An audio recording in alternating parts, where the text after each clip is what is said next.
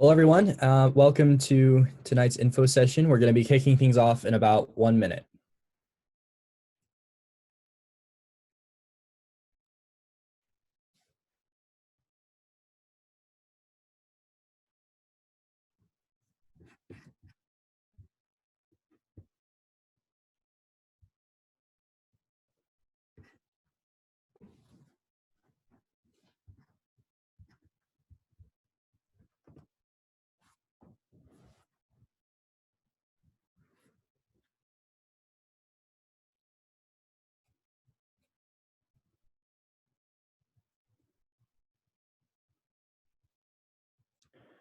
All right, good evening, everyone. Welcome to our virtual UR student information session, sponsored by the Students Association and Wilson Commons Student Activities in collaboration with the College Center for Advising Services, the University Registrar, and University IT. My name is Ian Krager, and I currently serve as the undergraduate student representative on the Student Systems Governance Committee and a senator and the chair of the Academic Affairs Committee and the Students Association government, which has been supporting and assisting with the implementation of UR Student. I'll be kicking things off tonight, as well as moderating our Q&A session following the presentation. We want to begin by acknowledging that closed captioning is available for our webinar tonight by clicking on the button found at the bottom of our screen. As I said, following the presentation, we will be posing your questions to the presenters, so please submit your questions using the Q&A button at any time during the webinar. If your question remains unanswered at the conclusion of the webinar, you can email registrar@rochester.edu or contact University IT. And if anyone wishes to view the presentation again, the entirety of tonight's webinar will be recorded and uploaded online tomorrow. To get started, we want to introduce our presenters. Assistant Dean for Institutional Research and University Registrar, Nancy Specht, Dean of First Years and Suzanne Jagle O'Brien, Director of the College Center for Advising Services, Marcy Krause, and the Functional Lead of the Student Systems Replacement Project for University IT, Sean Hanna.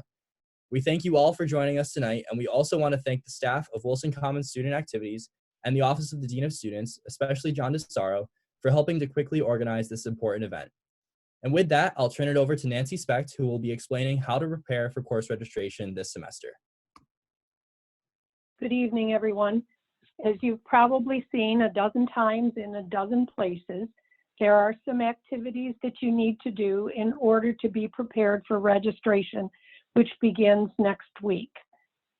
You should have received multiple times, if you did not take advantage of the opportunity in the first instance, to enroll in Duo, which is required if you are off campus, and you can do that anytime from your laptop or your desktop. The visual you're seeing in front of you now is available on a number of our websites, including the University of Rochester University Registrar's website. And you can click on any of these in an active mode and complete any of these activities. So the first thing you need to do is enroll in Duo, and there are instructions on the University IT page about how to do that. The second requirement is to complete the onboarding activity that's necessary to confirm information that you would have done in the old system. You will need to check to be sure that your friends and family information, your address information is completed, and that you sign the financial responsibility statement that is necessary in order to proceed with registration.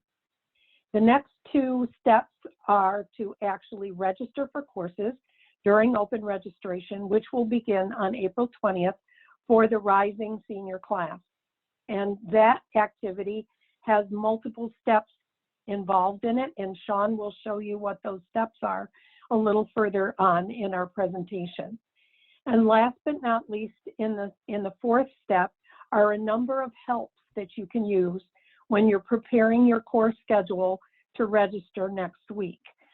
The help assistant and the walk me assistant can sit on top of the instructions so that it walks you precisely through the process of creating a saved schedule or in searching for courses and preparing to register on your assigned day. The first year students will register on Wednesday, the second year students will register on Tuesday, and the rising seniors on Monday. This opportunity to demonstrate this activity will be helpful to you in planning your schedule going forward. The other way you get help for registration is through the advising services provided by Marcy Krause and her team. So I'll turn this over to Marcy, and she will talk to you a little bit about contacting an advisor if you need one. Hi, everyone. It's great to join you tonight. This is Marcy Krause, the Director of CCAS. I'd like to say first that this is really an exciting time for all of us on campus as we prepare to use UR Student for the first time. We're all learning about it together, so please reach out to your advisor and to CCAS as you review your courses, begin to plan your schedule, and prepare for next week's registration.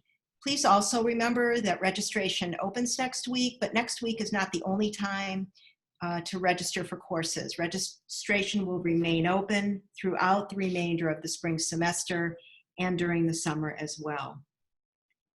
CCAS and the Registrar's Office will be providing assistance next week, Monday, Tuesday, and Wednesday mornings. Please check our website so you'll have additional information. Advisors are also available in CCAS to answer your email questions as well as to schedule Zoom appointments. We look forward to providing support to you throughout this process, and please be assured that we'll be here for you to help you along the way.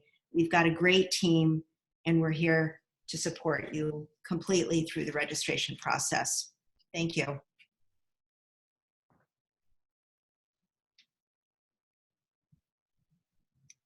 And we're now turning the program over to Sean.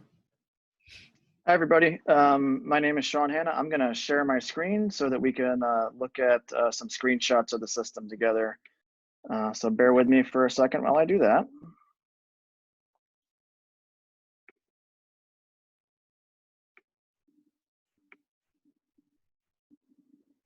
Okay, so you should be able to see my slide deck. My name is Sean Hanna. I am member of the UR student team. I'm the academic advising subject matter expert. My colleague Elaine Stewart is also joining us tonight. So when we get to the Q&A session, she and I will be happy to answer any of the UR student specific questions. I've worked at the university for 21 years, many of those years as an advisor with Marcy and CCAS, and Elaine worked in the registrar's office for many years and in academic records. So we're pretty familiar with the process at the U of R. So our agenda tonight is as follows. I'm not going to read through all this, but you can see it on your screen. I'm going to cover a few important links, and then we're going to spend some time looking at screenshots of the system and talking you through a demo. I'm not doing a live demo just because we have a limited amount of time and I want to make sure that we get to everything, but I think the screenshots will give you a good idea of what to expect once you log in if you haven't already. Time permitting, we will also cover the dropping and swapping of courses and requesting permission for course section and prerequisite overrides, which is needed when a course requires instructor permission or has a restriction on it. So first, some important links. The first thing I want to show you is the UR student portal. I'm actually going to click on that and bring you there. So this is the student portal. It has the poster that Nancy was showing earlier is right here. And as she was saying, these are live links that you can click on here, right? So, you know, if you need to get Duo, you can click on this portion of the poster. To learn about onboarding, you can click on this portion, et cetera, et cetera. The login to UR student is here. You know, there's all sorts of great information down toward the bottom, various questions and resources to help you answer them, and a nice troubleshooting document is here as well. I also want to show you our University of Rochester Tech page. And so we do link to this from that portal I was just showing you, but I want to point this out because this has the actually detailed information about getting Duo, as well as the WalkMe browser extension, which Nancy mentioned earlier, and I'll address briefly in a few minutes. This is also where you can submit a ticket to the UR student team if you have a problem that's not an advising or a registration problem, but a problem that's specific to the system itself. We're going to share this recording with you all, and I think we can probably share the slide deck along with it. So I've also put in some links for the AS&E Registrar's Office, CCAS's homepage, and the Eastman Registrar's Office homepage, because I think some Eastman students are joining us tonight as well. So You are a student, and the academics dashboard, which is the icon that you see here, is what's going to replace student access, which is the link in Blackboard you're used to using to see your academic history and your student record. Student access will remain available to you through summer 2020, but you can use that You Are Student now to see everything that you would normally see in student access. Starting in the fall, student access will go away and you'll only be using You Are Student and this academics dashboard and your profile in You Are Student. Keep in mind that fall 2020 registration takes place in You Are Student only, but summer 2020 registration takes place in our legacy web registration system that you're all very much used to, and some of you may have already registered for summer courses. I also want to just quickly mention that you're used to seeing yourselves classified into a class year. When you log into You Are Student, your class year is not going to be as obvious to you, but we're translating your class year into a class standing. So during the spring, for instance, a member of the class of 2021 will see a class standing of junior. And when the fall, when the spring semester ends, a member of the class of 2021, of course, becomes a senior. So just keep in mind that you may not see those class years as readily available, but the class standing is a translation of your class year. Okay, now we're going to go into a demo of the system. So when you first log into You Are Student, this is what everybody's home screen looks like. The first thing I want to point out to you is that if you click on your own photograph, and our student here in this case that's logged in is our friend Rocky Rochester, if you click on your home photograph and click View Profile, it's going to take you to a screen that looks like this. This is your summary page, and please notice the menu down the left side. That's where you're going to get to a lot of information about your academic record. So if you click on the academics link and then look at the overview, this is where you're going to see all your majors, minors, clusters, and programs of study in this program of study column here. You'll see the full history there. So you'll see your intended major that you came in with when you applied, and all the majors, minors, and clusters that you've added and dropped since then. If you click on the academic history tab on the top, that's where you would see your full academic history of graded coursework. Only courses that are graded show up in the academic history. Anything that has not yet been graded or is part of the current term will show up in this current classes tab instead. You can always click on this top left University of Rochester icon to get back to the home screen. So if we were to do that, it would take us right back to this home screen where we were before. And you'll notice I've got these two arrows, one pointing to the academics dashboard and the other pointing to your inbox, which we're going to get to in just a minute. But let's pretend for a second that we click on that academics icon and it takes us to this academics dashboard. So this is a little bit of a busy screen, so let me just take a second to explain it to you. First, notice in this tile on the left-hand side, we see that Rocky has one hold with 5 actions to do to take care of that hold. Those 5 actions are the onboarding steps that Nancy mentioned at the outset of this meeting.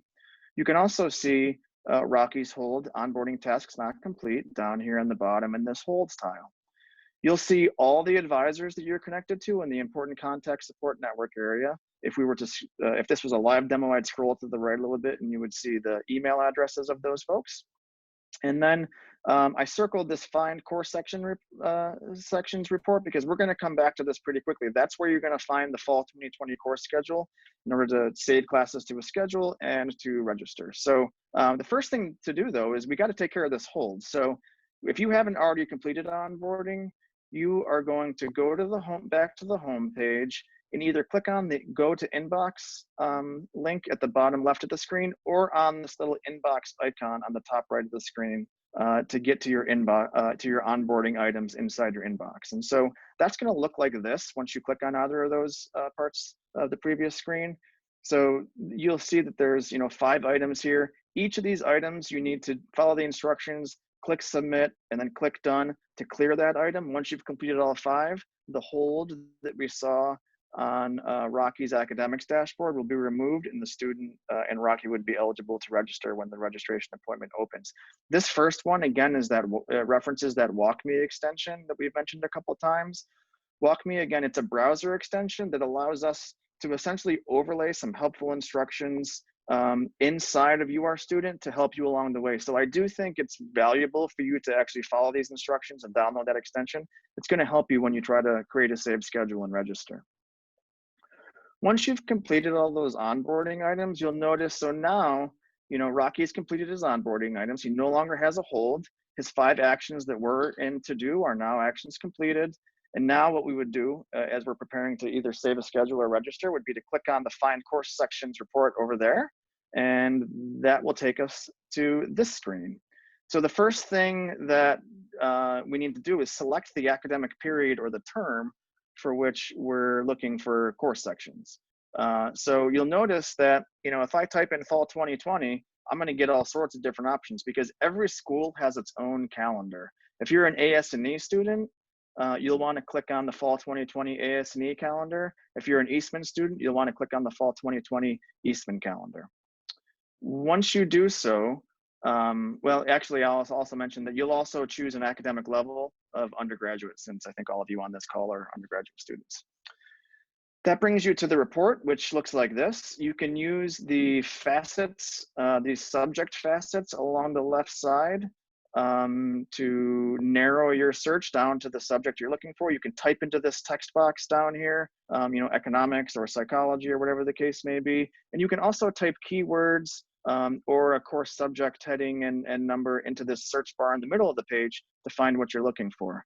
You may notice that in our old system, psychology was, the subject code was PSY. It is now PSYC. All arts and sciences subject codes are now 4 letters instead of 3. But I don't think you'll have a lot of trouble trying to figure that out because of the keyword search and the subject facets on the side there. So once you've narrowed your search, you can use this little arrow type caret on the right to expand or contract the courses that you're looking at to see fuller details. And then what I want to really emphasize is that in order to take action on this course, so if I want to register for Psych 181 or any other course on this list, the best thing to do is to right click on that course title and open it in a new tab.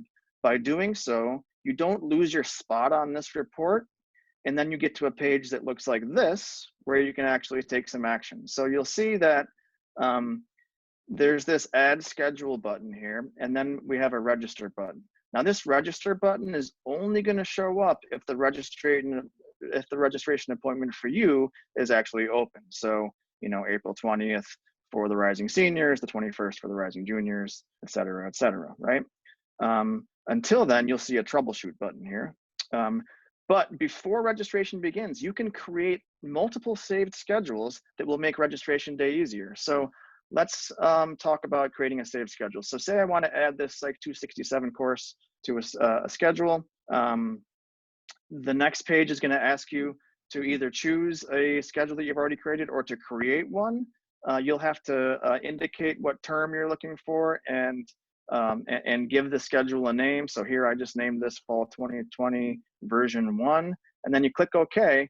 And then the system is going to ask you to select meeting times. As many of you know, a lot of the courses that you're interested in might have multiple sections with multiple meeting patterns. So the system wants you to choose the meeting pattern that is right for you. So you're going to have to use the little checkbox here to select the correct meeting time for yourself. And then you're also going to have to fill out the grading basis to tell the system whether you want to take the course as a graded course or as an audit. You will not be able to leave this page and click OK unless you've completed both of those items. If you were to try to click OK, it would give you a warning and tell you what you need to do. Okay, so once I've added this course to the schedule, I can close my tab and I go right back to that Find Course Sections report that I was on previously. Again, I use the facets or the search up here. You can see I typed Econ 108 to get the Econ 108. I right click on that so I can see it into a new tab. That's a really important point. I know I'm going to keep emphasizing it, but it's going to make your life easier if you open the course section in a new tab, because then you won't lose your spot on this report and have to go through those filters again. So again, this is repetitive, but I want to show you again. You get to this screen that shows us Econ 108. If the registration window is open, you can click register and go right to registration. Otherwise, you can add it to a saved schedule. And again, you can create as many saved schedules as you'd like. If you are choosing a course that you've earned credit for previously, either to add to a saved schedule or to register for, you're going to receive a warning that tells you that you cannot earn credit for the same course twice. Essentially, these are things that you probably already know, but the system will warn you. It's not going to stop you from registering for the course, but it will warn you that that one of the courses you've selected is a repeat.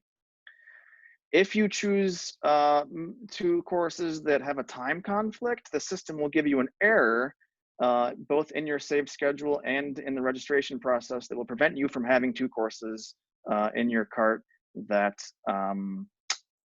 conflict, that have a time conflict. Those will still be resolved the way that they always have. You can contact CCAS, the registrar's office, for instructions on that. You need to get the approval of both instructors to register for a time conflict. So once you've added a few courses to your schedule, when registration day comes, you can go to that academics dashboard, choose view saved schedules, and pick the saved schedule that is your highest, your top choice, and you can start registration as long as that registration window is open. When you click start registration, you're essentially going to trying to register for all of these courses at once. And that's why creating a saved schedule is really helpful, because you can register for all of your courses at once as opposed to one by one.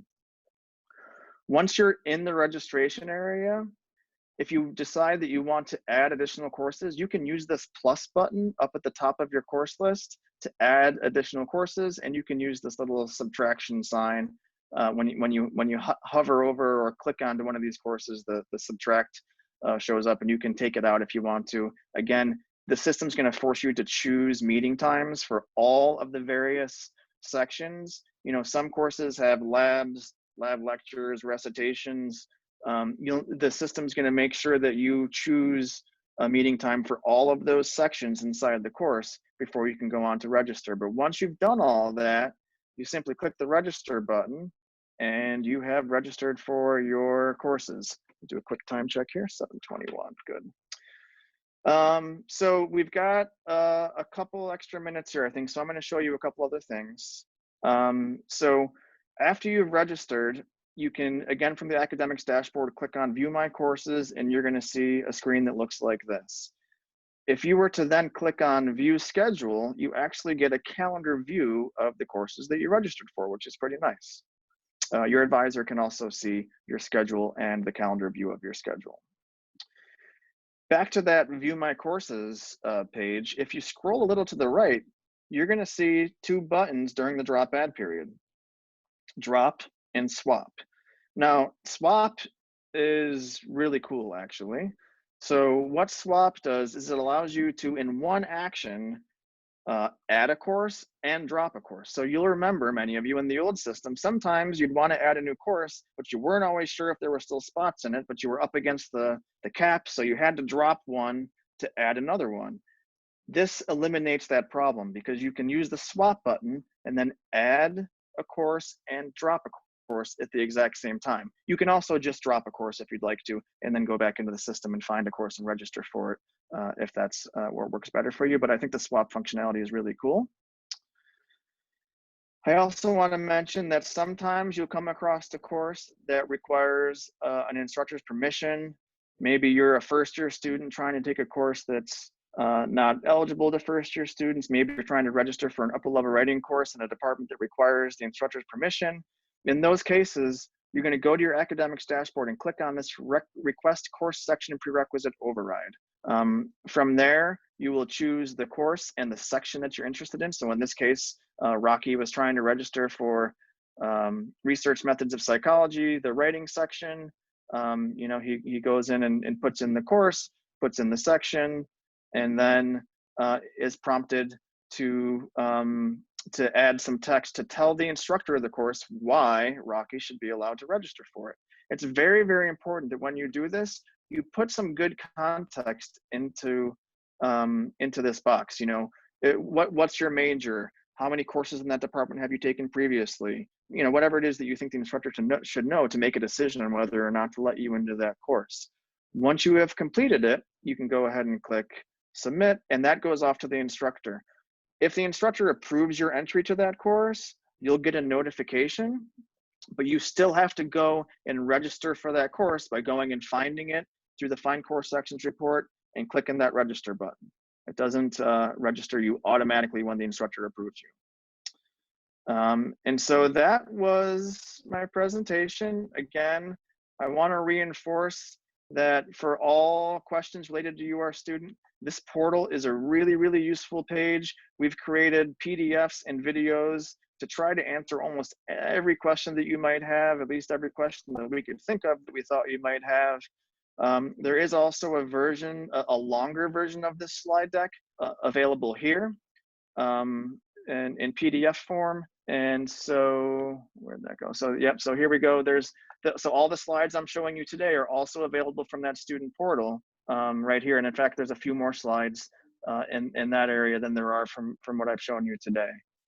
That is the entirety of my presentation. So I think, let's see what time it is. It's 7:25, so we're even a little bit early, but Ian, if you'd like to kick off the Q&A, I think we're ready for that.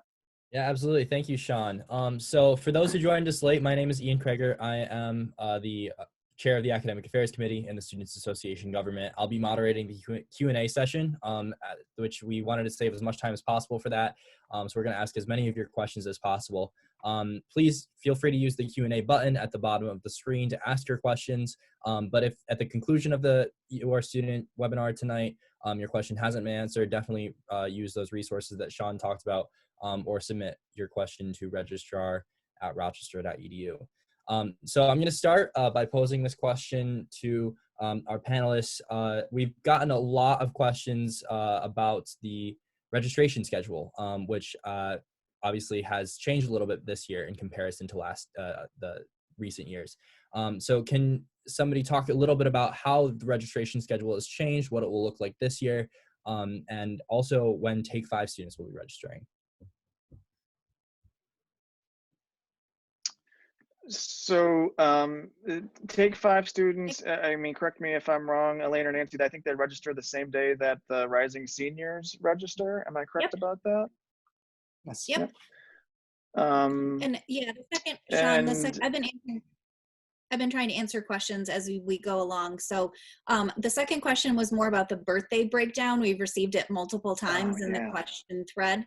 So typically, those that would be rising sophomores might be used to having a birthday breakdown. There is no longer a birthday breakdown. It is like first come, first serve, starting at 9:30. So Art Sciences and Engineering registration opens every day at 9:30 Eastern time. And Eastman opens at 8 a.m. Eastern time each day. And each seniors are on Monday, rising seniors are on Monday, rising juniors are on Tuesday, rising sophomores are on Wednesday. Thank you. So yeah, just to kind of reiterate, there will be no more birthday breakdowns for class registration. Also, just to reiterate, this session will be recorded and uploaded tomorrow through WCSA platform. So it'll be on YouTube. There will also be a link on the Wilson Commons Student Activities Facebook page. So this session will be recorded and uploaded tomorrow for anybody that missed the beginning. So the next question is about holds. So if a student has completed the onboarding steps for UR Student, but still has a hold, how should that student approach the next few days before registration? So we are experiencing a slight issue with that. We will be making sure that all students who have completed onboarding, that their holds have been removed before the start of their registration time, as long as they have completed that onboarding prior to that start time. We will be monitoring it through that time to make sure no one has any difficulties. But if you do still see it, don't worry. We are taking care of them over the course of time and through the weekend.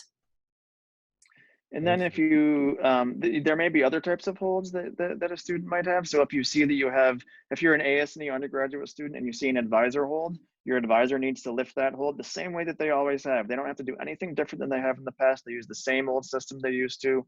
And then when they remove that hold, we take note of it and you are a student and make the change.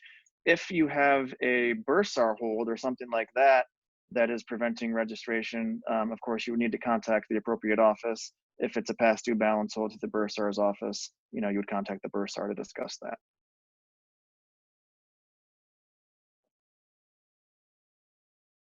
UR student is obviously replacing a lot of different elements of class registration that have happened in the past. One thing that is still in existence this semester, but a lot of students are wondering what the future holds for it, is CDCS. And CDCS is definitely something I can say I personally use for finding out what classes I want to register for, and it's a very popular system for searching for courses. What's happening to CDCS, and will it be replaced in any shape or form? This is Nancy. CDCS had to be reconstituted from its old version to a new version in order to accept the data feeds from the UR student environment. It is a very bare bones environment right now. We have a number of bugs and fixes that we're working on to try to make it a little bit more friendly. The issue for us for CDCS is it was built by a third-party vendor. It is not a Rochester environment, although we use it, and it was built for our use. Our anticipation is, yes, it eventually will go away, but in the meantime, we are trying to enhance it sufficiently to use it for course searches. What I will say is students and faculty are encouraged to get used to the UR student system by searching for courses in UR student. That is where the most accurate information resides, and it is likely where it will always reside.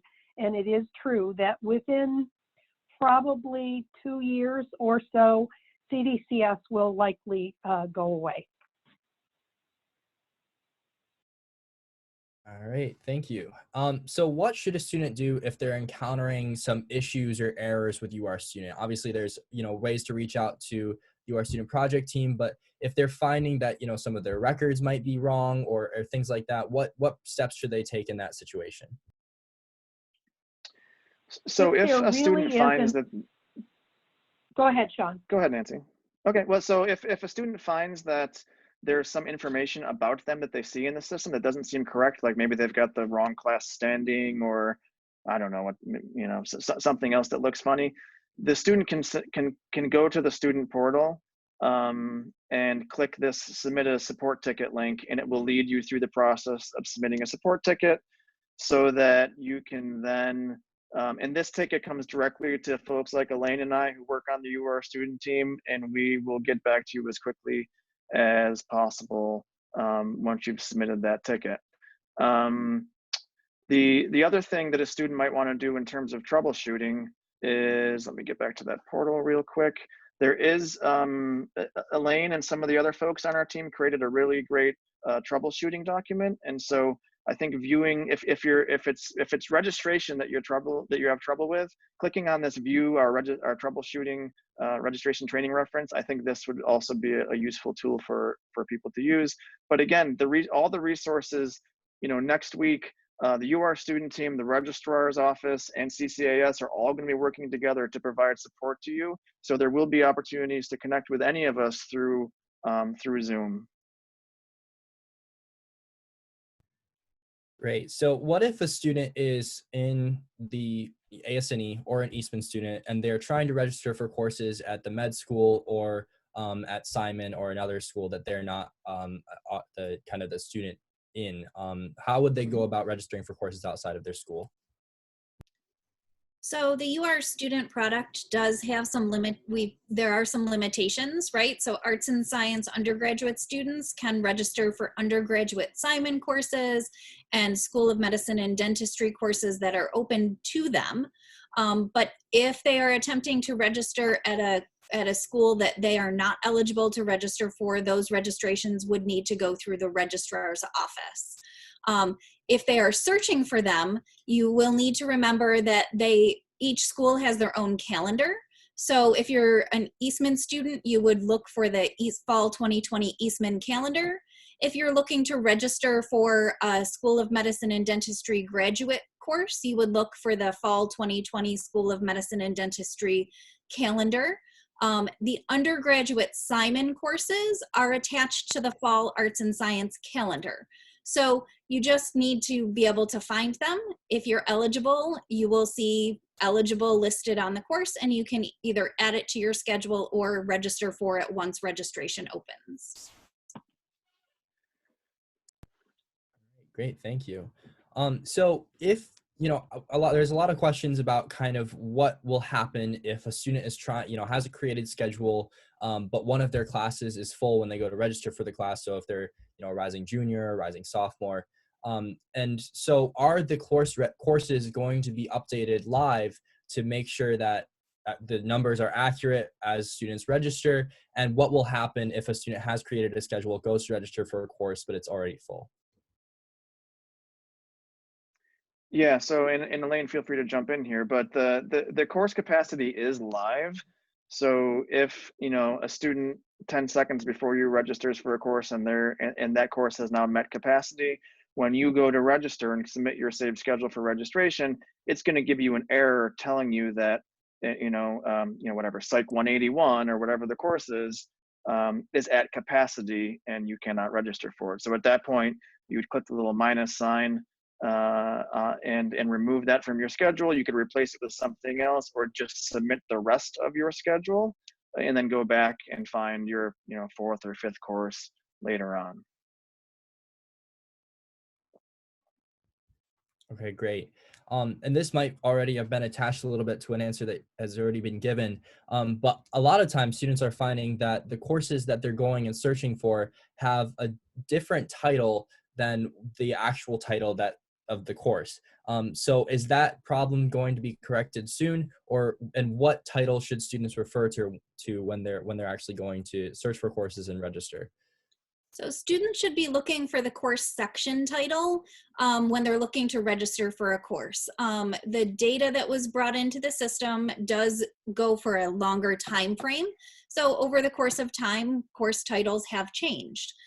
They should pay attention to the course section title for the fall of 2020 and not as much worry about the course, what's called the course definition title. What will be posted on a transcript is that course section title. And it is usually the easiest way to find things in the fall 2020 calendar. Okay. So a lot of students are kind of just wondering why, explaining a little bit more about why this change is being made. So can you talk a little bit about why URStudent is now the system that's going to be in place for course registration, and what makes it better than the old system? This is Nancy. I'll take that one because I've been working on this since 2011. The student information system through which you all have registered in past years is 35 years old. It lives on a mainframe environment. It has very old programming languages that are no longer taught. It cannot be supported any further by analysts and programmers who are educated in new programming languages. It also would be what I would describe as an electronic file cabinet. You're unable to do research from it. You're unable to manage certain activities. And when we began this process, we vetted at least 4 different student information systems. And the one we chose was URStudent, or the backbone of it, which is from Workday Incorporated. Workday has a different model and a way of thinking about student activities. What we have replaced is essentially the old student information system, which was basically records, registration, and billing, or student finance. This is essentially a replacement of that 35-year-old system. It is a point-and-click environment. It lives in the cloud. And we are able to, from this, support student activities, everything from onboarding, obviously, building your academic history, registering students, paying your bill, seeing your transcripts, seeing your grades, all in one place. The old system was a series of applications bolted on to a mainframe, which can no longer be supported either financially or with actual people. So this was the best option and the most future-oriented option that we could choose that would support all students at the University of Rochester, not just art sciences and engineering, but every school, from the Eastman Institute for Oral Health to the School of Medicine and Dentistry, to the School of Nursing, to the Warner School, to the Simon School, to the Eastman Music School, Eastman School of Music, excuse me, and the Eastman Community Music School. Every single student will be represented in this single environment, and students, faculty, and staff will have a singular experience no matter which academic unit they derive from. So it was and is our best work in getting all of that to happen in a single place that can be universally supported for students across the institution. And let me just add one thing onto that, which is that since this, Nancy mentioned that this is a cloud-based system, and so since it is a cloud-based system, we receive, almost constant updates to the system from Workday, who is the company that built it and owns it. And so what you see today and what you see next month is going to be different than what you see in a year or in 2 years and 3 years. This system is it's a very, very new system. We are one of the first schools to adopt it. So, Workday has been an incredible partner for us. We've been working with them from before they had any system built at all. I think Nancy and I attended our first meeting, and they asked us, well, what should we call it, a course or a class? That's where they started. But at the whole time, it's been very student focused, sometimes making things for administrators like Nancy and Elaine a little bit harder, but their focus is on students. And I do think that although this is a difficult transition for all of us, certainly, moving from our old system to the new one, but you're going to see a lot of improvements in functionality over the next few years that I think are actually going to be pretty exciting for students. Great, thank you.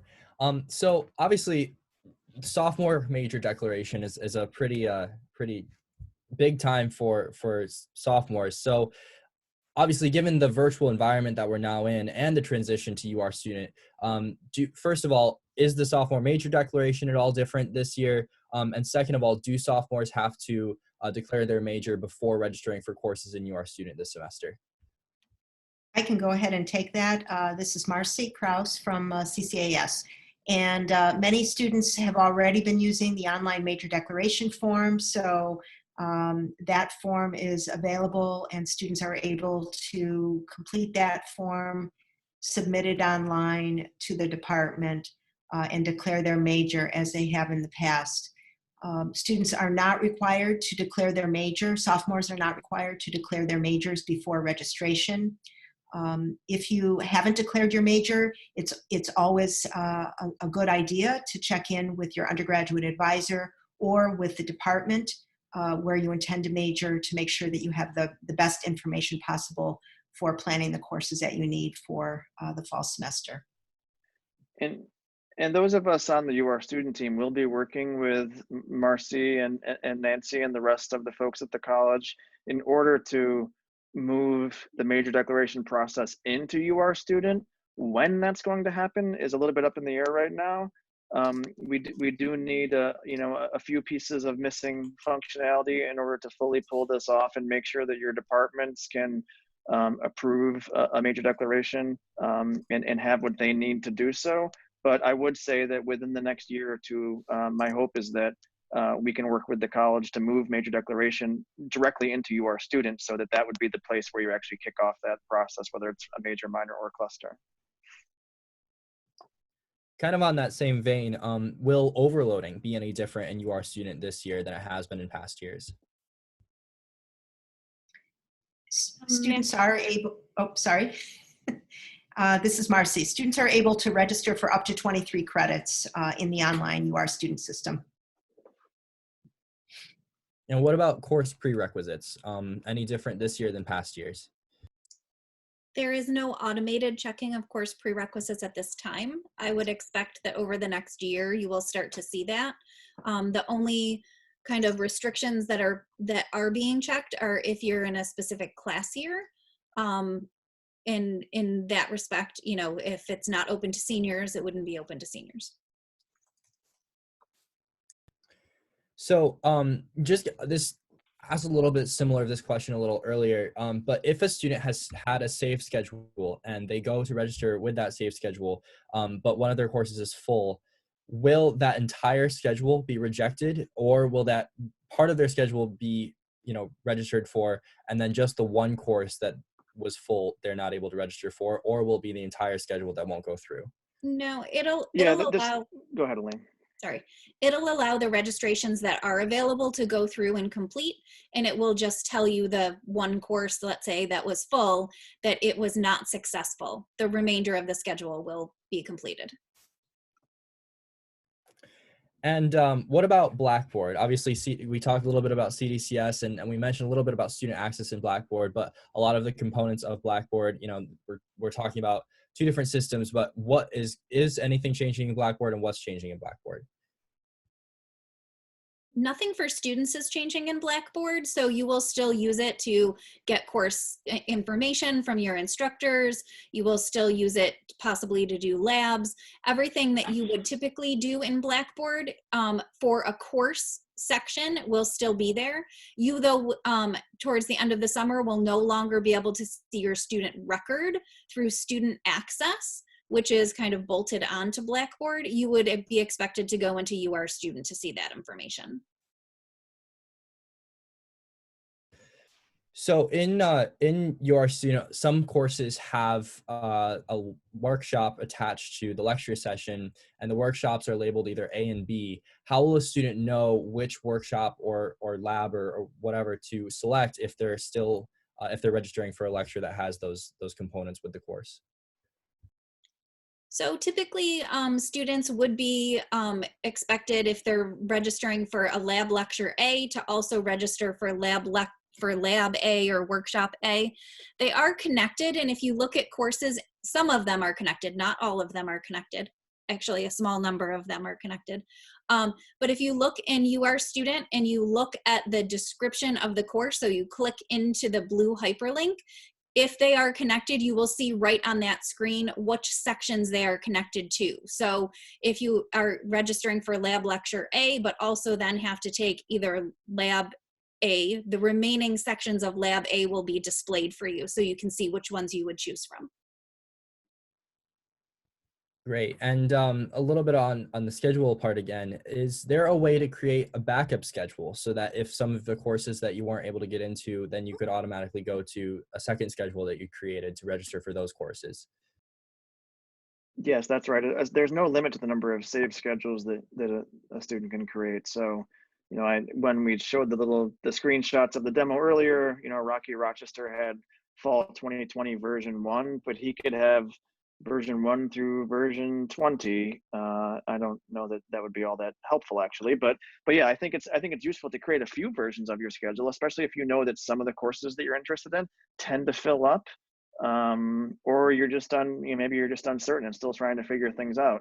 But yeah, absolutely, you can create multiple saved schedules, and then when the day comes to register, choose the one that is your first choice and go from there. So Sean, I'm going to piggyback on that and answer one of these questions that came in through the portal. If a student does have a saved schedule, the question was, how do they find that saved schedule? So in the right-hand menu bar options in the academics tab, there's a little line that says view my saved schedules. And you'll be able to take a look. If you only have one, you're only going to see one in the list. If you have 10, you're going to see 10 in the list, and you can just choose whichever one. There you go. You can just click that view my saved schedules and get to any that you have saved. And can you talk a little bit about WalkMe? Why is it important? Why is it going to be beneficial for students to have WalkMe as an extension on their computer when they're going to register for classes? So, I mean, WalkMe really, it's a helpful tool because, you know, essentially when we've tested the registration and the saving of schedules and requesting course section prereq overrides, you know, we've noticed that there are, and we performed a mock registration event, Ian, that you helped us organize back in early March, and so we learned a lot from our testing and from our interaction with students during mock registration. And we've tried to take what we learned and to build help text and even points inside the system that where if the WalkMe browser extension is downloaded, it'll stop the student from moving off of the page if they haven't done something completely. So the best example I have in these slides actually is when we talked about the, sorry for moving so quickly, everybody, but the course prerequisite override. So here, this, please enter a comment before submitting. This is WalkMe right here, this little box. And in fact, if I hadn't entered a comment here and I try to click submit, it's gonna give me a little error and say, hey, no, you gotta put something into that box up there, which is really important because the instructor, they can't see your academic record. Instructors can't see your, unless they're your advisor, they can't see your record to know who you are, what your major is, what your academic history is. And so you gotta tell them a little bit about yourself in order for them to make a decision on whether you can enter their course or not. And so that's the best example we have a screenshot for in this demo, but there are a lot of other areas where the system will just kind of poke you in the right direction. It's subtle. You may not even realize that it's not part of your student and that it's WalkMe, but we do think it's helpful. And then the first time you log in, you'll also be given the opportunity to take a tour, which I think can also be helpful. And what if a student doesn't create a saved schedule? How would they go about registering for courses if they don't necessarily have the time to create a saved schedule between now and registration? Yeah, so back when, and again, I'm sorry for scrolling around on you guys, but so when you open up, so if you're in the saved schedule, okay, or if you're in the Find Course Sections report and you find the course you're interested in and you open it up and the registration window is open. So, and you haven't saved a schedule, you're just waiting till registration day, you'll deal with it then. If your registration appointment is opened, when you open the course, you're gonna see this register button right here. You simply just click the register button. If you're eligible to register for the course and you don't have any holds, it's gonna take you to the next screen, which is gonna look somewhat like this, okay? And then you can use this plus sign up here to add additional courses to your shopping cart, similar to the way the old web registration system worked.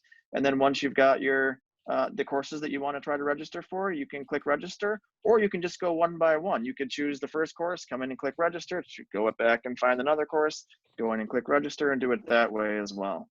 But once the registration appointment opens for you, that register button will be there when you click on the course section.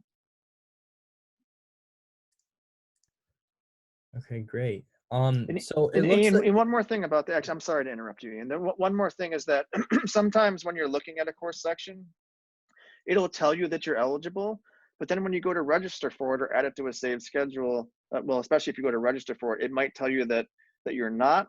Usually when that happens, or if you don't see the register button, it's probably because you have a hold. So if you don't see that register button when you're looking at a course, go check your holds. There must be a hold or something like that there, and then you could contact the appropriate office to help you with that if that's the case. Sorry. All right, so it looks like we have just time for maybe one or two more questions. So one of the questions we just got in, will course registration numbers, CRNs, will they be returning in the future for easier searching of courses? I'm not really sure who thinks that CRNs were easy to search for. It was a random 5-digit number. There will no longer be CRNs.